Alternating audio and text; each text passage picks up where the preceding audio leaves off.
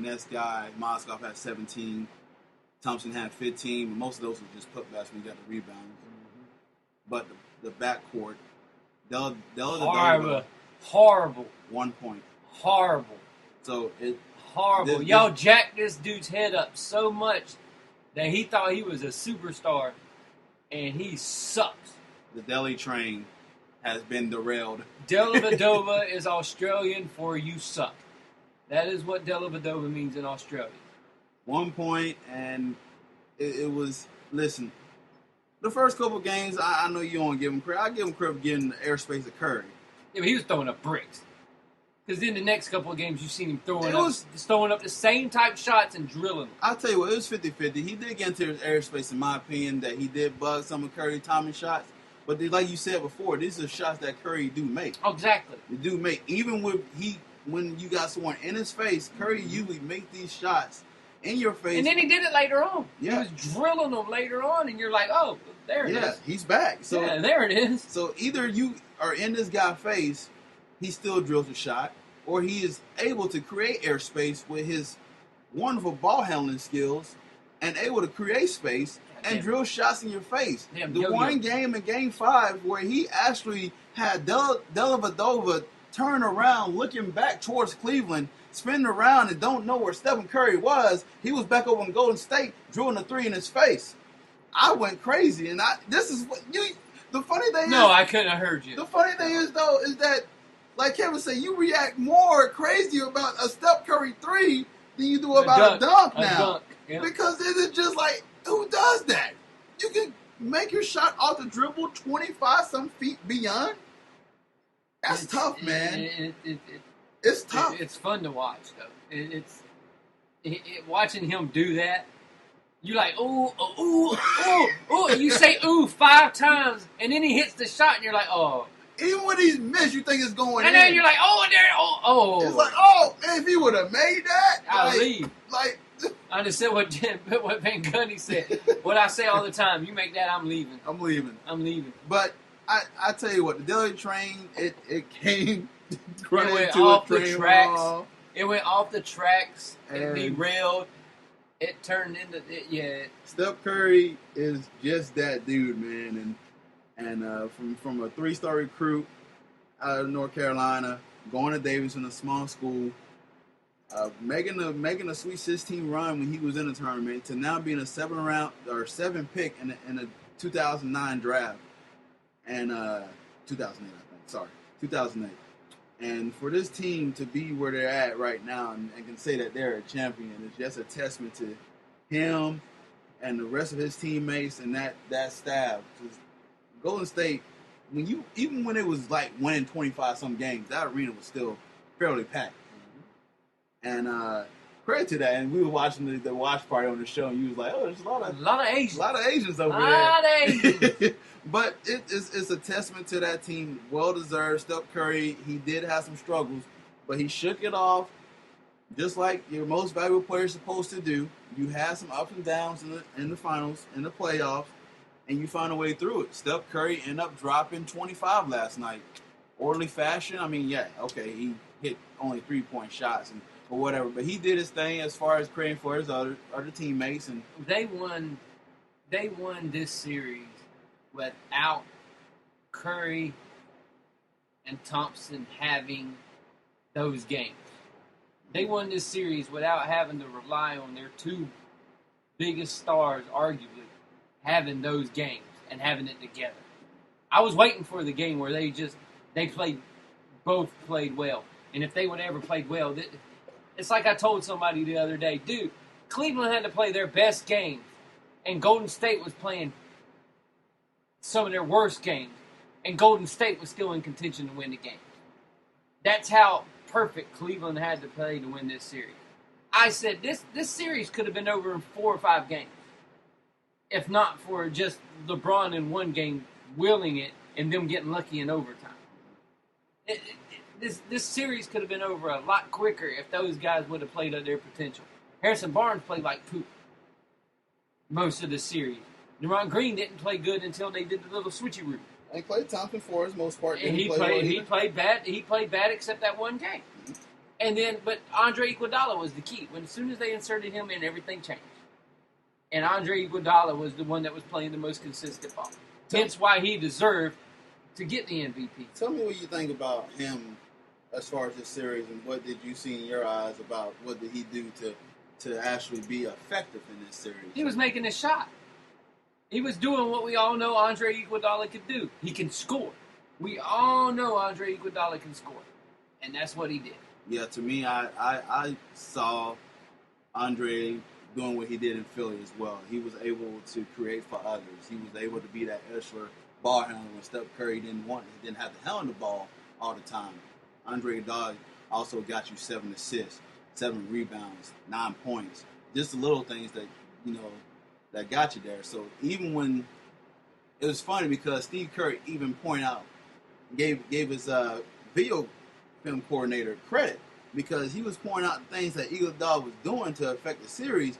He was like, you'll have a better chance if you insert him into the lineup and play him because he's giving you that additional ball handling. He's getting you rebound. Okay, yes, his free throw shooting was terrible, but that was the only thing that was bad. The only thing that was bad about that. He was defending the best player in the world on the other side of the ball.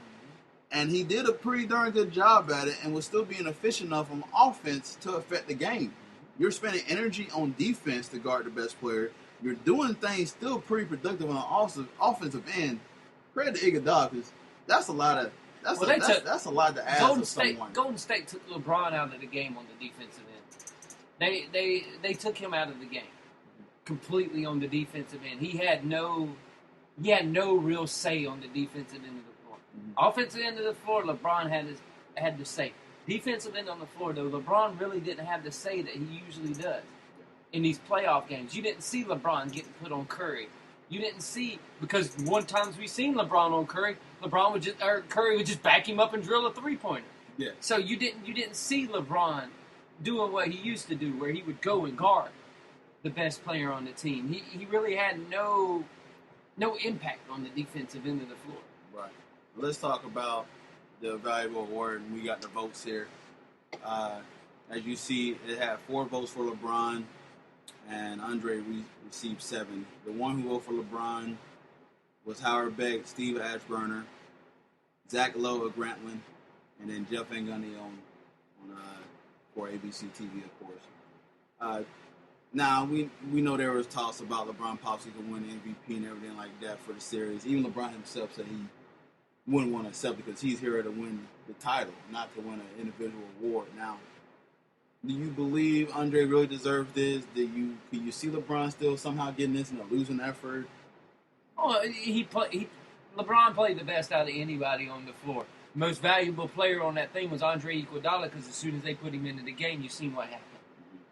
So your most valuable player on a winning team was Andre Iguodala. I've never seen it be able to give an award to a player on the losing side of it. If LeBron's arguably the most valuable player, but they didn't win. Yeah. The last time they had that was Jerry West some years ago when he won the MVP. That was years ago when most of the guys were half blind. And so, but you can't do it. Andre Iguodala, as soon as he got inserted, proved himself to be the most valuable player for the team that won. We said this for a while that we been watching the games of the game 2 and 3. We said Andre is playing MVP like basketball in the finals, and me and Kevin was talking about like this dude should win. He's going to get it. Yeah. I was like, we don't know if they're going to lean it towards Steph Curry, but it should be Andre Iguodala because the thing he has done, as we mentioned earlier in the podcast. This guy is just so valuable, and Andre Iguodala took a back seat when Steve Kerr came in because he started for Mark Jackson. Yeah, he wasn't. Him and David Lee both started for Mark Jackson. David Lee didn't only play like 50 games in the regular season and played a handful of games in the playoffs, and he got inserted in the finals a few games. But this is where Andre, who used to being a feature player and everything like that, he was a feature player for the 76ers, a feature player for the Denver Nuggets, and last year for Mark Jackson, he was a feature player. So for him to be asked to take a back seat, he even said, this is for a sacrifice, but I really wanted to smack Steve Kerr inside the head. I wanted to punch him in the face. Yeah, I wanted to punch him in the face, but you know what? Andre seemed like he was a pro. Took the responsibility. I bet you he's starting next year. Yeah, and you know what? Hey, he deserves it. He deserves it, man. And Andre, he just seemed like a nice guy, real humble guy, and everything like that. What he did? He tried to get someone a high five for blocking his shot, James Jones, and James Jones didn't even like that. That's how you can tell Andre Iguodala is just a nice guy. Well, this is what I can say about Cleveland, and the one thing I can say about it, this is what happens when LeBron wanted to turn Cleveland into Miami North. This was exactly what his complaint was in Miami, that I don't have enough around me to win the championship. That I will have to do it all on myself. And what happened? Fluke things ended up happening, and he had to do it all by himself. I blame this on LeBron because he had a lot of say in who got brought in, what got done, and all this stuff. He brought in Kevin Love.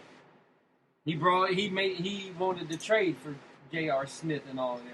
He wanted James Jones to come. He wanted Mike Miller to come. And it ends up biting them in the butt because you had no depth.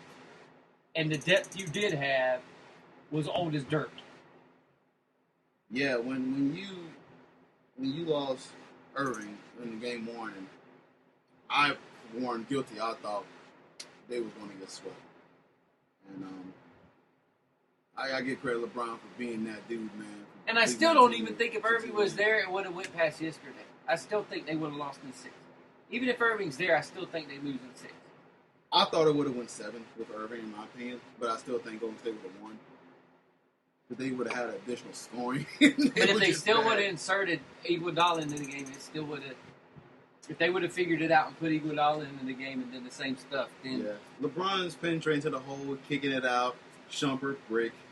J.R. Smith, bricks, who usually hits shots. He had them last night that he didn't have no business.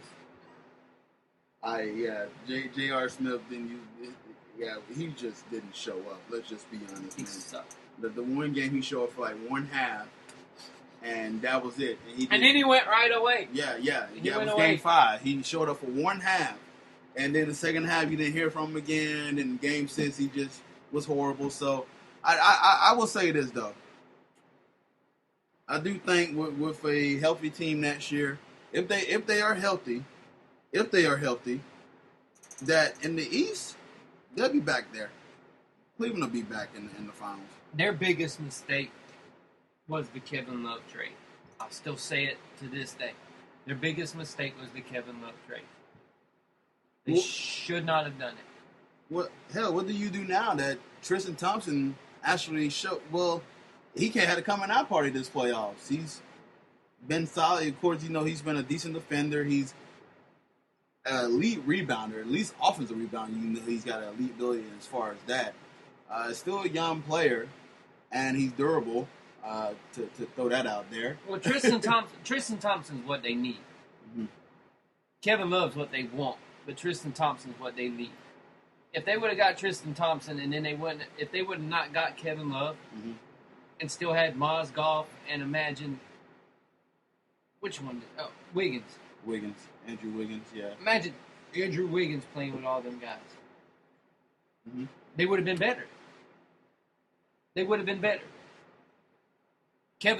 Kevin Love offers you a 3-point shooter. That's it. Defensive liability. Always has been. A guy that you never know is going to play a whole season. Because really, he hasn't it. And then you got to mix it with, you still have Kyrie Irving, who you never know when he's going to go down with a boo-boo. Because he gets them. All the time. Yes, I said boo-boo, because he gets them. You never know, and that, to me, the Kevin Love trade was the biggest mistake, especially when you gave out a young, talented asset that you'll have for many years to pair with LeBron, and he would have been a perfect pairing with LeBron.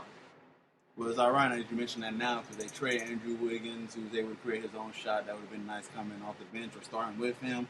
Anthony Bennett's another guy who can create his own shot in the post. Got rid of him. He got rid of him. He was getting better. I know they was making a joke because he was #1 pick the year before, but he was still able to create his own shot. And you think with